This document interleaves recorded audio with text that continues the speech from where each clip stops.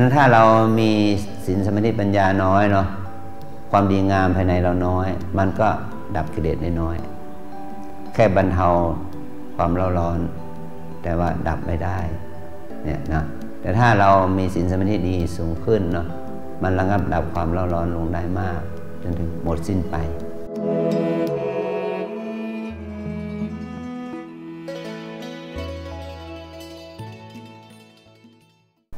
วันนี้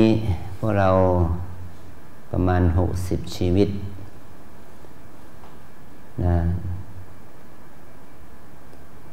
เข้าปฏิบัติธรรมในช่วง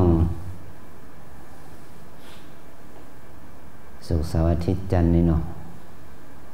วันจันทร์วันที่23เป็นวันวิปิยมหาราชเราได้อานิสงส์ที่ทางราชการปิดและแสดงความจงรักภักดีระลึกนึกถึงพระปิยมหาราชในหลวงรัชกาลที่5ที่พระองค์ได้ทรงมีคุณูปการต่อประเทศชาติบ้านเมืองเราเป็นที่ยิ่งสิ่งหนึ่งที่พระองค์กระทำก็คือการเลิกทาสพระองค์ประกาศเป็นกฎหมายเลิกทาสให้ทุกคนมีเป็นไทยเนาะตั้งแต่สมัยร.5แล้วเนาะแต่จนถึงปัจจุบันนี้พวกเราก็ยังเป็นทาสกันอยู่เนาะทาสกิเลสเป็นทาสกิเลสกันยินดีที่จะเป็นทาสเนาะแต่ในบทสวดมนต์เย็นของพวกเราก็มีว่าพุทธสาหังนิยาเทมินะพุทธโสหัสมิพุทธสาหัสมิทาโสวะข้าพเจ้าขอเป็นทาสพระพุทธเจ้านะข้าพเจ้าขอเป็นทาสของพระธรรมข้าพเจ้าขอเป็นทาสของพระสงฆ์พระบทสวดนี้แต่งเป็นฉันขึ้นมาในสมัยพระเจ้าอยู่หัวในหลวงรัชกาลที่ 4นะเพราะสมัยนั้นยังมีทาสอยู่ก็ยังมีคำว่าทาสแต่ยินดีที่จะเป็นทาสนะเพราะทาสของพระพุทธเจ้าเนี่ยถ้าคนไหนได้เป็นทาสของพระพุทธเจ้าอย่างสุดจิตสุดใจนะบุคคลนั้นจะเป็นไทยอย่างสมบูรณ์แบบนะได้เป็นทาสของพระพุทธเจ้าอย่างสุดจิตสุดใจนะเราจะได้เป็นไทยสมบูรณ์แบบเลยนะเพราะอะไรก็เพราะว่าพระพุทธเจ้านั้นไม่ใช่พระพุทธรูปนะพระพุทธเจ้าไม่ใช่วัตถุแต่พระพุทธเจ้าพุทธะหมายถึงปัญญาสัมปยุตญาณปัญญารู้ทั่วรู้สรรพสิ่งทุกประการถ้าเรามีปัญญารู้ทุกสรรพสิ่งเนาะเราก็จะเป็นไทยอย่างสมบูรณ์แบบเนาะแต่นี้มันไม่มีปัญญาถึงระดับนั้นนะเราเลยเป็นทาสของกิเลสเนาะฉะนั้นถ้าเราอยากจะเป็นไทยอย่างสมบูรณ์แบบก็ต้องขจัดกิเลสให้หมดสิ้นไปด้วยปัญญานะที่เราเรียกว่าวิปัสสนาญาณฉะนั้นเราขอให้เราทั้งหลายได้มีความมั่นใจนะว่าถ้าเรามีความเลื่อมใสมีความศรัทธาต่อพระพุทธเจ้าพระธรรมพระสงฆ์อย่างสุดจิตสุดใจแล้วเราจะเป็นไทยอย่างสมบูรณ์แบบเลยนะคือเป็นไทยจากกิเลสนะเมื่อกี้นี้มีพระท่านหนึ่งท่านได้โทรศัพท์มาหาว่าขอฝากฝังลูกของโยมที่มีความศรัทธาว่าโยมนั่นเป็นคนที่มีเรียกว่าใส่ใจเนาะเอาใจใส่คนอื่นสังคมอย่างดีเยี่ยมเนาะจนได้รับโลกเกียรติคุณอะไรประเภทนั้นเนาะแต่โยมกับมีความรู้สึกว่า โยมยังไม่ได้เอาใจใส่ต่อบุคคลที่ใกล้ชิดคือลูกก็เรียกว่าให้ลูกไปเรียนโรงเรียนที่บริหารจัดการการศึกษาโดยคนต่างศาสนาไม่ได้ปลูกฝังลูกให้มาทางพุทธตอนนี้รู้สึกว่าจะรู้สึกตัวเป็นง่ายเลยเนาะก็เลยขอให้ลูกมาบวชว่าเขาจะได้มีโอกาสได้ซึมซับพระธรรมคำสอนของพระพุทธเจ้าแล้วก็มาย้ำว่าขอฝากฟังเหมือนกับว่ามาเปลี่ยนใจลูกเขาหน่อยเพราะนั้นเนาะ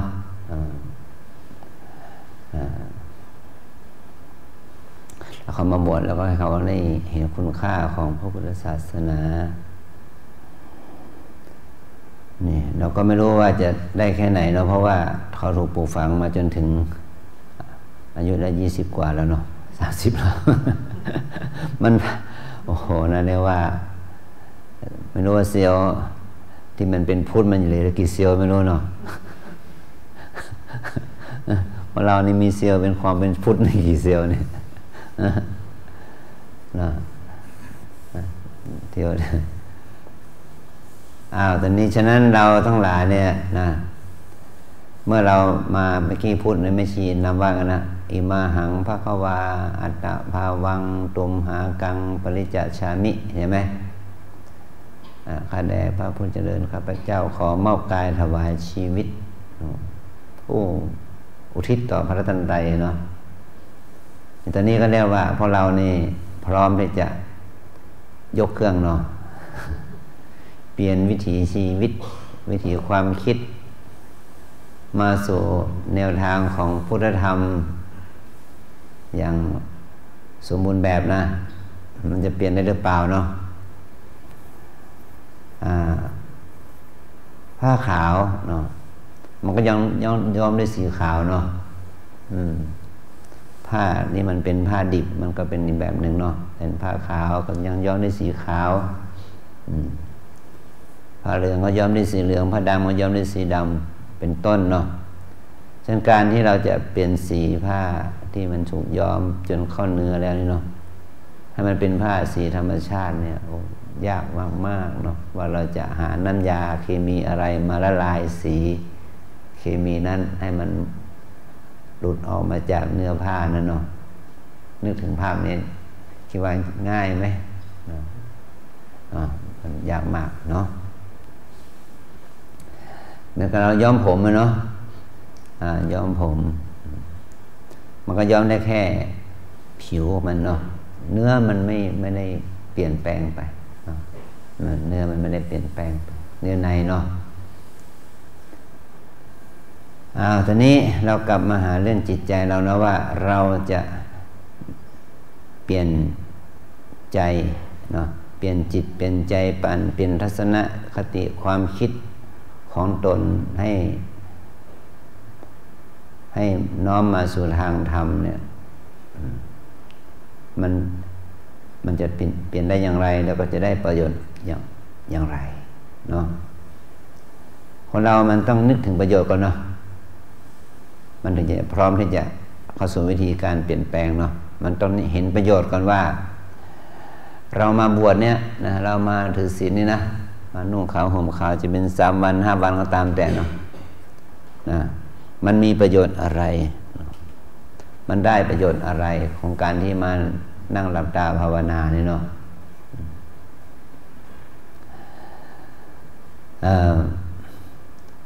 ก็ให้เขาคิดอย่างนึงว่าพระธรรมคำสอนของพระพุทธเจ้าเนาะมันไม่ใช่เหมือนกับบ่อทองของนางพันธุรัตน์นะเคยรู้จักนางพันธุรัตน์ไหมเรียงสังทองเนาะพระสังนี่ลงเอาตัวไปจุ่มเนาะกลายเป็นทองเลยเนาะถ้าวัดลำเปิงมีบ่อทองอย่างนั้นบ้างเนาะเอาพอเราลงจุ่มหมดเนาะเปลี่ยนคนเลยนะเนาะถ้ามันง่ายอย่างนี้ก็ดีเนาะถ้าเปลี่ยนใจของคนเราเป็นแค่เป็นกับเอาตัวไปจุ่มลงในน้ำก็เปลี่ยนสีเลยเนาะสีทองเลยเนาะสังทองเนาะเปลี่ยนใจมันเนี่ยยากกว่าเปลี่ยนกายสิเนาะ เดี๋ยวนี้ทางโลกเขาเรียกว่ามีวิธีการเนาะเปลี่ยนเซลล์เนาะเป็นเซลล์จากคนผิวสีเป็นผิวขาวยังได้เลยเนาะเนี่ยนะแต่ว่าเปลี่ยนใจนี่ยากมากเนาะเพราะว่าเรื่องของจิตใจมันไม่สามารถจะเปลี่ยนด้วยการย้อมหรือเป็นวิธีการเนาะแต่ว่ามันเปลี่ยนเนี่ยคือเปลี่ยนสภาพความคิดทัศนคติเนี่ยเปลี่ยนถ้าจะง่ายก็ง่ายมากจริงๆนะบางคนเปลี่ยนได้อย่างฉับพลันแต่ยากก็ยากจริงๆด้วยนะมันดื้อเนาะจิตใจมันดื้อฉะนั้นเรามาปฏิบัติธรรมที่นี่เนาะมันถือว่ามาเปลี่ยนมาหาเห็นว่าสิ่งที่เรามาทำเนี่ยมาต้องการเปลี่ยนใจที่เป็นบุญเป็นบาปมันเป็นบุญนี่เนาะเปลี่ยนใจที่มันเป็นบาปที่มันเป็นเหตุของทุกข์มาเป็นบุญที่เป็นเหตุให้เกิดสุขนี่เราทุกคนอาจารย์คิดว่าอยากจะมีความสุขกันนั้นเนาะอยากจะได้ความสุขอยากจะเสวยสุขใช่ไหมฉะนั้นเราต้องมองว่าเราสร้างเหตุให้เกิดสุขได้อย่างไรนี่นะมาปฏิบัติธรรมก็คือว่ามาสร้างเหตุให้เกิดสุขผ่อนคลายความทุกข์นะได้อย่างไรเนาะนี่ถ้าเราสามารถเปลี่ยนได้ตัวนี้เราก็จะวิถีชีวิตของเราก็จะดีขึ้นสุขทางใจเนาะแก้ไขโดยการเพิ่มพูนสติปัญญาเนี่ยที่ว่าถ้าเรามีปัญญาที่เราเรียกว่าวิปัสสนาปัญญาเป็นต้นนะซึ่งเป็นพุทธธรรมที่สำคัญยิ่งของพุทธศาสนาเราก็จะสามารถแก้ไขปัญหาหรือว่าอยู่กับปัญหาได้อย่างรู้เท่าทันนะความทุกข์ที่มันเป็นตัวบีบคั้นให้เราทุกข์เนี่ยมันอยู่ที่ใจเรานี่แหละนะถ้าจิตใจเราคิดฟุ้งซ่านมันก็จะมีทุกข์ถ้าจิตใจเราไม่ฟุ้งซ่านไม่คิดมันก็ไม่ทุกข์ยกตัวอย่างนี้เรามาอยู่ที่นี่นะยกตัวอย่างใน3 วันเนาะเราไม่ต้องกังวลเรื่องอื่นใดเลยเนาะที่หลับที่นอนพอมีที่อยู่ที่กินพอมีนะให้อยู่ตามอัตภาพเลยเนาะสิ่งที่เราขาดแคลนก็คือสภาพจิตใจที่มันจะมีสติสัมปชัญญะอยู่กับปัจจุบันทุกขณะนั่นแหละนะอันนี้เราจึงต้องมาฝึกนะนี่คือเรียกว่าประโยชน์ของการมาฝึกก็คือว่าเปลี่ยนจิตที่มันเป็นอกุศลให้มันเป็นกุศลเปลี่ยนจิตที่เป็นบาปให้มันเป็นบุญนะจิตเปลี่ยนสภาพจิตที่มันเป็นโทษให้มันเป็นคุณเลยนะเนี่ยมันต้องใช้ความเพียรความอดทนนะจึงจะสามารถทำให้มันดีขึ้นได้เนาะด้วยความบักบั่นภาคเพียรนะวิธีการเนี่ยวิธีที่ดีที่สุดคือการมาภาวนาพอมาเจริญภาวนาเนาะภาวนาหมายถึงว่าทำให้มันเจริญขึ้นทำให้มันเกิดขึ้นก็คือทำให้จิตที่มีสติน้อยเนี่ยให้มันมีสติมากขึ้นจิตที่มันไม่มีสมาธิก็ให้มีสมาธิมากขึ้นเนาะจิตที่ไม่มีปัญญาก็ให้มันมีปัญญามากขึ้นประเภทนั้นเนาะสติสมาธิปัญญามันจะได้เกิดขึ้นเนี่ยมันอยู่ที่ความบักบั่นภาคเพียรนะเปลี่ยนแปลงยกตัวอย่างให้เราเห็นภาพไปเห็นว่าเรามีหัวเผือกหัวมันมาแล้วมันกินไม่ได้แต่มันก็เป็นอาหารนะแต่มันจะต้องผ่านการต้มนึ่งอบหมกเนาะให้มันสุกซะก่อนเนาะพอมันสุกแล้วมันขจัดยางขจัดเชื้อพิษเป็นพิษออกไปหมดเนาะมันก็กินได้พอเราก็เหมือนกันเนาะตัวตัณหาราคะโลภะโทสะโมหะเนี่ยมันเป็นพิษเราต้องขจัดสิ่งที่เป็นพิษนี่ออกไปคนนั้นจะเป็นคนที่ควรคบหน้าคบเนาะหน้าเข้าหาหน้าเข้าใกล้หน้ากราบหน้าไหว้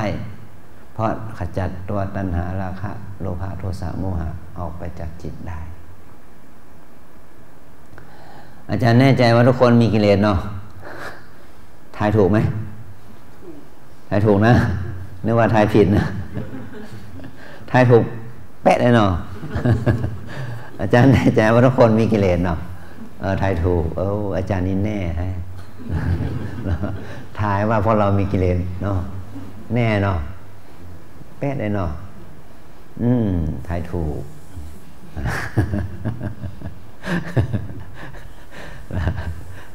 ถ้าทายว่าคนนี้ไม่มีกิเลสเนี่ยหายผิดแน่ๆใช่ไหมนะโยมเนาะอาจารย์นี่เก่งทายถูกว่าคนโยมมีกิเลสเอาละตอนนี้นิพพานคือภาวะจิตที่มันไม่มีกิเลสเห็นไหมแสดงว่านิพพานจึงไม่ได้ไกลจากตัวเราเนาะมันดับกิเลสได้เมื่อไหร่ถึงนิพพานเมื่อนั้นน่ะนี่เทคนิคเนี่ยเขาเรียกว่าง่ายๆเลยเนาะดับกิเลสได้สิ้นเชิงได้เมื่อไหร่ถึงนิพพานเมื่อนั้นฉะนั้นถึงนิพพานไม่ใช่ไปถึงนู่นแล้วชาติหน้านะไม่ใช่ไปถึงที่เมืองสวรรค์นะอะไรเนาะต้องถึงที่นี่ตอนที่เรานั่งเนี่ยเราลองฝึกดับกิเลสดูสิเนาะมันเหมือนกับว่ามันมีกองฟืนเนาะกองไฟกองหนึ่งเนาะถ้าเราเขี่ยเอาถ่านออกมาสักหัวไม่ก้อยนี่มันดับ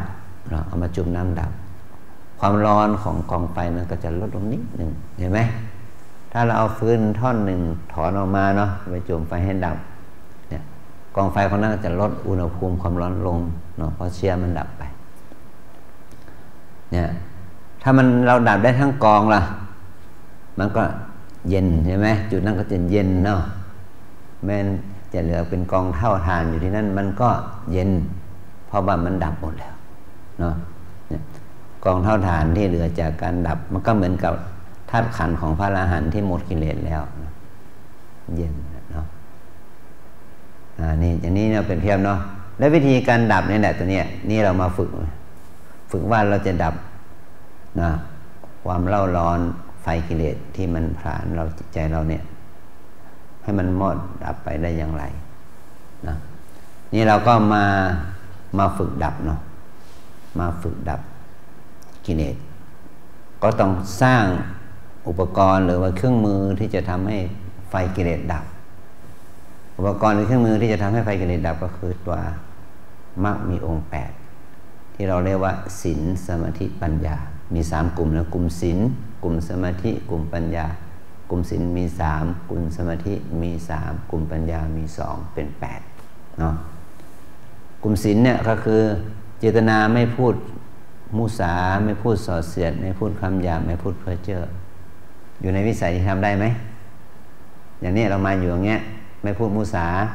ไม่พูดส่อเสียดเนาะไม่พูดคำหยาบไม่พูดเพ้อเจ้อคำเพ้อเจ้อคือพูดเดี๋ยวไร้สาระถามว่าอากาศดีหรือเปล่านี่เป็นต้นเนาะกับข้าวอร่อยหรือเปล่าเนี่ยไม่ต้องพูดนะเนาะไม่ต้องถามมันเนาะสิ่งเหล่านี้เขาเรียกว่าคำเพ้อเจ้อทั้งนั้นเลยนะสนทนาเรื่องการบ้านการเมืองเศรษฐกิจสังคมเรื่องภายนอกนี่เขาเรียกคำเพ้อเจ้อเนี่ยพอทำได้ไหมทำได้นะเรียกว่าได้ศีลละไม่ฆ่าสัตว์ไม่ลักทรัพย์ไม่ประพฤติผิดในกามไม่ล่วงประพฤติทางกามทางเพศได้ไหมก็ได้อีกเนาะเราถือศีลอยู่แล้วเห็นไหมดำเนินชีวิตชอบเนี่ยไม่ประกอบกิจกรรมธุรกิจอะไรเกี่ยวกับการล่วงละเมิดทางศีลทางทั้ง2ประเภททางกายกรรมวจีกรรมนี่เขาเรียกว่าการดำเนินชีวิตชอบอย่างนี้เรามาบวชเป็นโยคีเนี่ยนุ่งขาวห่มขาวถือพรหมจรรย์นี่เรียกว่าดำเนินชีวิตชอบแล้วสมาอาชีวะเห็นไหมว่าศีลเราได้ละ3นะคือทางวาจาทางกายแล้วก็วิถีดำเนินชีวิตที่สะอาดนี่ได้แล้วเนาะนี่ได้3ละต่อมาสมาธิล่ะสมาธิมีองค์3เหมือนกันมีความเพียรดีมีสติดีมีจิตตั้งมั่นนี่ต้องมาฝึกแล้วเนาะมาแล้วต้องขยันแล้วเนาะนี่มีความเพียรดีเนาะขยันละชั่วขยันทำดีนี่ขยันละชั่วขยันทำดีนี่มาปฏิบัตินี่ขยันละชั่วขยันทำดีนะเห็นไหมต้องมีสติดีเนาะต้องมาฝึกเจริญสติเห็นไหมต้องเน้นทุกอิริยาบถเลยอย่างที่มิชีแนะนำตั้งแต่กราบอย่างไรให้มันมีสติเดินยังไงให้มีสตินั่งยังไงให้มีสตินี่เห็นไหมเนี่ยหมายถึงว่ามีความเพียรดีมีสติดีมีจิตตั้งมั่นจิตตั้งมั่นคืออยู่กับปัจจุบันขณะนะ ตั้งมันเล็กๆมันกับว่าเราเปรียบเทียบว่าเราศูนย์ก้นเข็มเนาะเรามีเข็มเรามีเส้นได้เราเส้นได้เข้ารูเข็มเนี่ยมันไม่ใช่เฉพาะองค์ประกอบเดียวนะมีหลายองค์ประกอบนะหนึ่งมือเราสองข้างในมือเราเนาะใช่ไหมมือเราจะไม่สั่นนะไม่ใช่มืออย่างเดียวนะ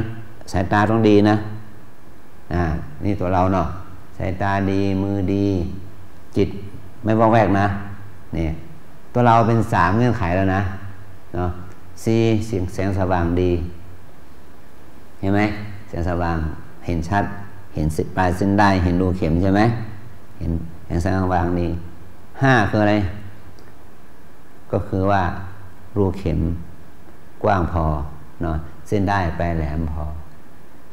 เห็นไหมองค์ประกอบอยู่ในตัวเรา3เงื่อนไขเนาะองค์ประกอบภายนอกคือแสงสว่างกับวัตถุ2อย่างคือรูเข็มกับเส้นได้แต่ตัวสำคัญคือตาดีมือดีใจดีเห็นไหมเนี่ยฉะนั้น1สมาธิเนี่ยคณิกะสมาธิ1สติ1ความเพียรเนาะแป๊บหนึ่งเนาะออกไปพอเส้นได้ลอกเข้ารูเข็มได้เท่านั้นแหละเนาะมันจะใช้ประโยชน์ได้เลยเนาะจะซุนจะเย็บจะใช้ประโยชน์อย่างอื่นได้เลยเห็นไหมนี่เห็นให้มองเห็นรูปธรรมนะสติดีความเพียรดีสมาธิดีนั่นแหละจะเป็นทางเพื่อจะทำให้เราได้ประโยชน์เข้าถึงธรรมะเบื้องสูงต่อไปต่อไปปัญญามี2มีความตรึกมีความคิดดีการมาภาวนาไม่ใช่ว่าห้ามคิดอย่างนั้นนะมันไม่ใช่นะคนมันมีหัวให้คิดมีใจให้คิดแต่อย่าไปคิดไม่ดีปัญหามันที่เราปวดหัวกันเนี่ยเราเองเราปวดหัวกันเนาะก็คือเราคิดไม่ดีเนาะคนคิดดีเนี่ยเขาขายความคิดนะนักคิดนักเขียนนักวางแผนนักเศรษฐศาสตร์เนาะโอ้บางคนนี่อะไรว่าวิชาทรัพย์สินทางปัญญาของเขาเนี่ยสูงมากเลยนะเขาผลิตอะไรมาเลยทรัพย์สินที่เขาคิดแล้วคิดอีกทดลองแล้วทดลองอีกเนาะจนตกผลึกว่าเป็นกฎเป็นทฤษฎีที่ใช้ได้เลยโอ้มูลค่ามหาศาลเมื่อคนผลิตนวัตกรรมใหม่ๆขึ้นมาเนาะมันมีมูลค่าไม่ใช่100 ล้านพันล้านเป็นหมื่นแสนล้านล้านก็เกิดจากความคิดของคนคนเดียวนะเช่นคนคิดเรื่องของ Google เห็นไหมคนใช้ทั่วโลกเนี่ยเขาได้กำไรมหาศาลเนาะอย่างเฟซบุ๊กเห็นไหมได้กำไรมหาศาลนะเนาะแล้วคนผลิตอะไรผลิตโทรศัพท์มือถือ Apple อย่างนี้เป็นต้นเราขออนุญาตพูดเนาะโฆษณาให้เขาสักหน่อยอย่างนี้เป็นต้นเนาะเขาได้กำไรมหาศาลไหมเนาะเห็นไหมนี่คือคุณคิดแบบเฉลียวฉลาดปราดเปรื่องเนาะแหลมคมคิดดีเนาะแล้วก็รู้ดีเดี๋ยวปัญญาดีเนี่ยนะฉะนั้นเราต้องสติสมาธิความเพียรจะไปเสริมความคิดดีรู้ดีคือตอนนี้เราจะมารู้ปัจจุบันนะฝึกให้เรารู้ปัจจุบันฝึกให้เรามีสติรู้ปัจจุบันนะนี่แหละเขาเรียกว่าฐานปัญญาเนี่ยที่เราเรียนวิปัสสนาเนี่ยมันจะต้องมีองค์ประกอบพร้อมเนาะเนี่ยองค์ประกอบพร้อมนี่แหละจะเป็นทางแห่งความเจริญเนี่ยมรรคมีองค์8หมายถึงว่าเป็นวิถีหรือว่าเป็นเครื่องมือที่จะดับไฟกิเลสนะถ้าเราขาดปัญญาขาดศีลสมาธิเนาะขาดศีลสมาธิปัญญา3ประการเนี่ยเราไม่สามารถจะดับเพลิงกิเลสภายในของเราได้ถ้าเราต้องการที่จะลดเพลิงกิเลสเนาะลดไฟลดเพลิงกิเลสของเราได้เราก็ต้องมาสร้างองค์ธรรมตัวเนี้ยขึ้นมาให้มีศีลที่ดีให้มีสมาธิที่ดีให้มีปัญญาที่ดีถ้าศีลเราสมาธิเราดีถ้าเราคิดเป็นเปอร์เซ็นต์เนาะ100%น่ะตอนนี้เรามีศีลกี่เปอร์เซ็นต์นะมีสมาธิกี่เปอร์เซ็นต์อย่างเงี้ยมีปัญญากี่เปอร์เซ็นต์10%ถึงไหม20%ถึงไหม30%ถึง50% 70%อย่างเงี้ยนะฉะนั้นถ้าเรามีศีลสมาธิปัญญาน้อยเนาะความดีงามภายในเราน้อยมันก็ ดับกิเลสน้อยแค่บรรเทาความเร่าร้อนแต่ว่าดับไม่ได้เนี่ยนะแต่ถ้าเรามีศีลสมาธิดีสูงขึ้นเนาะมันระงับดับความเร่าร้อนลงได้มากจนถึงหมดสิ้นไปอย่างนี้นะมันอยู่ที่มันก็ต้องอาศัยเนาะความเพียรการเวลาความใส่ใจอะไรหลายอย่างรวมกันนะฉะนั้นเรามา3 วันก็ให้มันเป็น3 วันที่มีคุณภาพที่สุด72 ชั่วโมงนี่นะเนาะกินดีอยู่ดีหลับดีเขาแล้วกันเนาะปฏิบัติดีนะเนาะให้ปฏิบัติดีหน่อยนะเพิ่มอีกดีหนึ่งนะปฏิบัติไม่ใช่กินดีหลับดีอย่างเดียวนะต้องปฏิบัติดีด้วยนะจึงจะคุ้มนะที่อุตส่าห์มาปฏิบัติแล้วลูกเนาะตั้งใจมาปฏิบัติอย่างนี้นะทุกคนบรรลุมือว่าตามนะสมถานกรรมฐานวิปัสสนากรรมฐานตามแนวสติปัฏฐานมี4 อย่าง1 กาย2 เวทนา3 จิต4 ธรรมวิปัสสนากรรมฐานตามแนวสติปัฏฐานมี4 อย่าง1 กาย2 เวทนา3 จิต4 ธรรมวิปัสสนากรรมฐานตามแนวสติปัฏฐานมี4 อย่าง1 กาย2 เวทนา3 จิต4 ธรรม1 กาย2 เวทนา3 จิต4 ธรรม1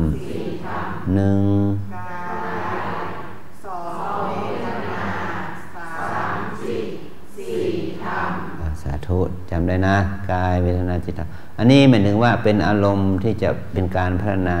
ศีลสมาธิปัญญาเป็นเรียกว่าเราเรียกว่าพัฒนาสตินั่นแหละเนาะเราพัฒนาสติเราพูดถึงสติหมายความว่าเอาสติเป็นที่ตั้งแต่ความจริงแล้วมันก็ต้องพัฒนาองค์ธรรมทั้ง8ไปด้วยกันหมดเลยนะความสังวรระวังเนี่ยเป็นศีลความไม่วอกแวกเป็นสมาธิความรู้ชัดเป็นปัญญาเอาง่ายๆอย่างนี้นะความสังวรระวังเป็นศีลความไม่วอกแวกเป็นสมาธิความรู้ชัดปัจจุบันขณะเป็นปัญญานะอาศัย3 ประการเนี่ยสะสมเนาะสะสมจะกลายเป็นองค์ธรรมองค์มรรคที่จะสามารถระงับดับกิเลสเป็นที่สุดได้นั่นแหละนะอาศัยการพัฒนาศีลสมาธิปัญญาโดยการภาวนาโดยการเอากายเป็นอารมณ์ภาวนาเช่นว่าพลิกหนอพลิกหนอพลิกหนอเนาะขวาย่างหนอซ้ายย่างหนอเดินก็ได้บุญนะพลิกฝ่ามือก็เจอบุญแล้วเนาะหาบุญง่ายจะตายนะแค่พลิกฝ่ามือก็เจอบุญเดินก็ได้บุญหายใจก็ได้บุญเห็นไหมมีไหมตั้งแต่เกิดมาจนถึงเดี๋ยวนี้ใครหยุดหายใจ1 นาทีมีไหมไม่มีนะนอกจากสลบไปเนาะต้องเขายังกระตุ้นให้ฟื้นนี่เนาะแต่โดยทั่วไปที่เราไม่ถึงกับท่านเจออุบัติเหตุอย่างนั้นเนาะตั้งแต่เกิดถึงเดี๋ยวนี้ไม่มีใครหยุดหายใจแม้แต่นาทีเดียวเนาะฉะนั้นตอนนี้เราจะหายใจได้บุญขึ้นนะเอาบุญเพิ่มขึ้นโดยการดูลมหายใจเข้าออกดูอาการพองหายใจเข้าดูอาการยุบหายใจออกเป็นต้นเนาะจำอาการพองยุบมันเหมือนกับเราเป่าลมเข้าลูกโป่งเราไม่เห็นลมแต่เราเห็นลูกโป่งพองเห็นลูกโป่งยุบฉันใดเราไม่ต้องตามดูลมเข้าลมออกแต่ดูอาการพองอาการยุบก็อนุมานได้ฉันนั้นแหละนะฟุ้งซ่านรำคาญโกรธเกลียดชังเกิดขึ้นในขณะที่เราปฏิบัติคิดนึกฟุ้งซ่านถึงอนาคตอดีตอันนี้ก็เรียกว่าดูจิตเห็นจิตไหมเนาะดูจิตเห็นจิตและต้องเราเปลี่ยนจิตที่มันมีแต่ฟุ้งซ่านรำคาญกิเลสทับถมมันมาเป็นจิตที่มีปิติมีปราโมทย์มีความศรัทธามีความคิดดีทำดีได้ไหมนั่นดูจิตนั่งไปแล้วเดินไปแล้วมันปวดชาเจ็บมือขบเนาะอันนี้คือเวทนาเกิดเนาะปวดหนอเจ็บหนอชาหนอทุกหนอนี่นะเราทุกคนมีตาหูจมูกลิ้นกายใจเนาะเอามาด้วยไหมเอามานะก็นึกว่าไม่เอามา เอามาเนาะแต่อยู่ที่บ้านก็มีตาหูจมูกลิ้นกายใจเนาะอยู่ที่นี่ก็มีตาหูจมูกลิ้นกายใจแต่เมื่อเรามาอยู่ที่นี่ต้องเอามาเป็นที่ตั้งของสติด้วยเช่นเห็นหนอนะตายได้ยินหนอยังใช้หูเนาะกินหนอยังใช้จมูกนะรสหนอยังใช้ลิ้มรสใช่ไหมสัมผัสหนอยังใช้กายสัมผัสเย็นร้อนอ่อนแข็งตึงไหวถ้ายังไม่หยุดนะลงสู่ใจเนาะโกรธหนอหงุดหงิดหนอรำคาญหนอชอบหนอไม่ชอบหนอตามอีกเนาะแล้วยังมีอีกหนึ่งหนอพิเศษนะง่วงหนอ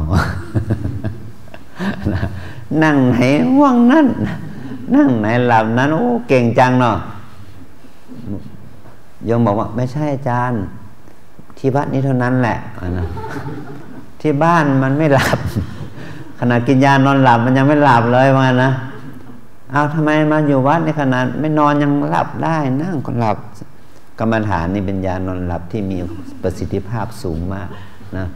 บางครั้งนี่บางคนนะ3 หนอเท่านั้นนะสูดหนอเข้าไปนะ1 2 3หายไปเลย หลับไปแล้วนะก็แสดงว่าพระกรรมฐานนี่เป็นยานอนหลับที่มีประสิทธิภาพสูงมากเพราะอยู่บ้านนี่นะกินยานอนหลับมันก็ยังไม่หลับขนาดเข้าห้องนอนแล้วมันก็ยังไม่หลับเนาะอันนี้เพราะอะไรเพราะจิตมันไม่สงบจิตมันไม่นิ่งเนาะจิตมันไม่ปล่อยวางพอมาอยู่วัดนี่มันจิตมันปล่อยวางหมดไม่เหลืออะไรเลยนะเดี๋ยวแต่ผ้าติดเนื้อเสียติดตัวเนี่ยนะโทรศัพท์ก็ไม่ให้ใช้เนาะเพราะคนเราถ้ามันง่วงนะลองเอาโทรศัพท์มาให้เป็นยากระตุ้นอย่างดีนะมันต่อยิ่งกว่ายาบ้าเสียงเนาะขยันเล่นเนาะเที่ยงคืนก็ไม่หลับที 1 ที 2ยังไม่หลับไปเนาะเพราะมันเนี่ยเห็นไหมมันมั่วเนาะกับเกมอะไรอย่างงี้เนาะดูหนังดูละครเห็นไหมนี่เราต้องตัดนะมันเหมือนกับยาเสพติดเนาะพอถูกตัดแล้วมันลงแดงเลยนะมันเนี่ยแสดงอาการเนาะอึดอัดกระสับกระส่ายเนาะนี่ต้องสู้มันนะเอามาฝึกเนาะเนี่ยอย่าไปใช้โทรศัพท์แต่จำเป็นจริงๆก็ไปเบิกใช้ในที่เขาให้เวลาใช้เนาะแต่ถ้าไม่จำเป็นก็เอาเลยสั่งเสียแล้วเนาะทีนี้มาถึงวัดแล้วเด้อไม่ต้องห่วง ปิดเลยนะปิดโทรศัพท์เลยนะฝากเจ้าหน้าที่เปิดอีกที1 วันออกอย่างนี้นะสบายยิ่งเราไม่โทรไปหาใครยิ่งสบายเราไม่ต้องไปวิ่งหาทุกข์เนาะบางทีก็ไม่ถามอะไรแล้วลูกกินข้าวหรือยังปล่อยมันตายเถอะนะช่วงนี้ถ้ามันกินไม่เป็นนะเนาะโยมเนาะปล่อยมันตายเถอะไอ้เนาะนะให้รู้ว่าเราไม่ทำให้มันกินมันจะกินเป็นไหมอย่างนี้เนาะนะโยมเนาะอย่าไปถามนะอย่าโทรไปถามมันกินข้าวหรือยังเลยเสียยี่ห้อหมดเลยเนาะว่าลูกเราเลี้ยงเขามาถึงขนาดนี้เรายังกินไม่เป็นนี่นะไปเลี้ยงใหม่เลยนะอันนี้เนาะนี่ยกตัวอย่างเฉยเนาะก็ว่าอะไรที่มันไม่มีสาระที่แท้จริงก็อย่าไปแสวงหาเนาะทุกข์เขาหาตัวเองเนาะไม่ต้องไถ่ถามใครละเราสั่งเสียหมดแล้วเนาะบอกว่าจะมาปฏิบัติธรรมโทรบอกเรียบร้อยแล้วตัดเลยเข้าใจนะลูกนะถ้าใครมีแฟนก็ปล่อยมันไปทดสอบใจเขาว่า3 วัน5 วันมันจะเป็นอื่นหรือเปล่าเนาะอย่างนี้เป็นต้นเนาะถ้ามันเป็นอื่นดีแล้วจะรู้กันเนาะว่าเป็นแค่อยู่ห่างกัน2-3 วันก็เป็นอื่นแสดงว่าเขาไม่มีใจกับเราที่แท้จริงแค่นั้นเองนะจบนะใช่ไหมเราก็อยู่กับเรานี่แหละนะยกนึงกินน้อยนอนน้อยพูดน้อยนะปฏิบัติให้มากเนาะสำหรับโยคีเก่าก็เดิน20นั่ง20เดิน30นั่ง30ไปเลยนะเดินชั่วโมงก็ได้ทำมาทวนญาณเนาะแต่ถ้าคนใหม่เนาะเริ่ม15 นาทีนะเดิน15นั่ง15สลับกันไปแต่สามารถปฏิบัติต่อเนื่อง2 ชั่วโมง3 ชั่วโมงได้นะวันหนึ่งให้มีโอกาสได้ปฏิบัติสัก4-5-6 ชั่วโมง7-8 ชั่วโมงยิ่งดีพรุ่งนี้เป็นวันพระพอดีนะก็จะได้ก็เรียกว่าครอบวันพระเราจะได้มีการเวียนเทียนอะไรด้วยนะถือว่าเป็นกิจกรรมบูชาเป็นพิเศษด้วยนะก็ขอให้เราตั้งใจปฏิบัติช่วยเหลือเกื้อกูลเอื้อเฟื้อเกื้อกูลกันนะสิ่งที่เราเอื้อเฟื้อเกื้อกูลกันที่สำคัญยิ่งก็คือให้ความเป็นส่วนตัวและให้ความเงียบแก่เพื่อนข้างๆเราด้วยนี่แหละเป็นการให้ที่ดีที่สุดให้ความเป็นส่วนตัวแก่เขาแล้วให้ความเงียบดีที่สุดนะ แค่นี้เนาะ